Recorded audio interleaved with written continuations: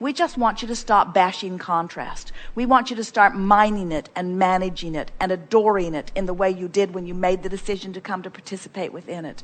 We want you to embrace your differences rather than condemn them. We want you to find the peace that will only come from standing in your perspective and adoring the existence of other perspectives, even when they differ from yours, and accept those differences as the stability from which we all benefit, rather than scrambling around complaining about whose perspective is the most accurate when they are all accurate.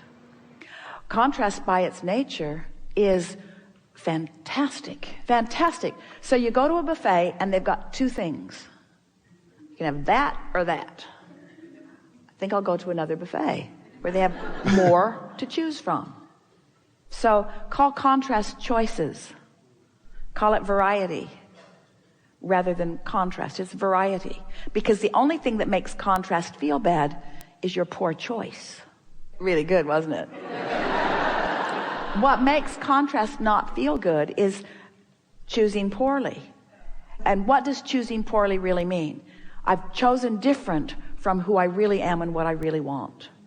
In other words, when you find fault with someone and you feel that negative emotion, you've chosen poorly. Your inner being never chooses poorly. And that's a wonderful thing, because your inner being is always a vibrational match to the furthest, most expanded part of you. And when you choose less than that, so contrast in and of itself conceptually is a really good thing. Call it variety. But diverging from my furthest, most expanded beingness doesn't feel good. So don't call it contrast. It doesn't feel good. It's choosing a vibration that doesn't allow the fullness of who I am. That doesn't feel good. Why go there and feel this way when that choice is available? And then what comes is a determination, a sort of mindset that, well, I know what to do. First, I'll choose it every morning, do my best to do that every day. That's simple enough. I can do that. And then I'll be aware of how I feel, how I'm feeling. And if I catch myself moving down a train of thought that doesn't feel so good, then I'll draw it back from it and focus somewhere else. And I'll just pay attention. Once you are solidly feeling good, then when variety comes, variety in the way that you meant it to be, it's choices again.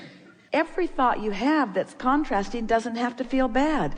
It can be clarifying. In other words, sometimes in your most aligned state, something else comes into it because it is the same subject. And even though there's resistance in that subject, I can look at this through these new eyes. I can see this through the eyes of Source now.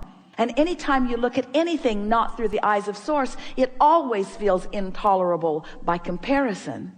Just stay up there, mostly, and dip a little for clarification every now and again. You've been through phase one, folks.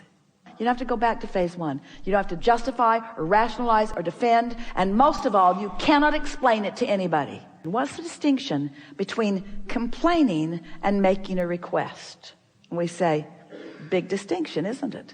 Complaining about something is far different than making a request of the universe. But you got 17 seconds to decide if it's a request or a complaint. And you can tell by the way it feels, by where it goes next.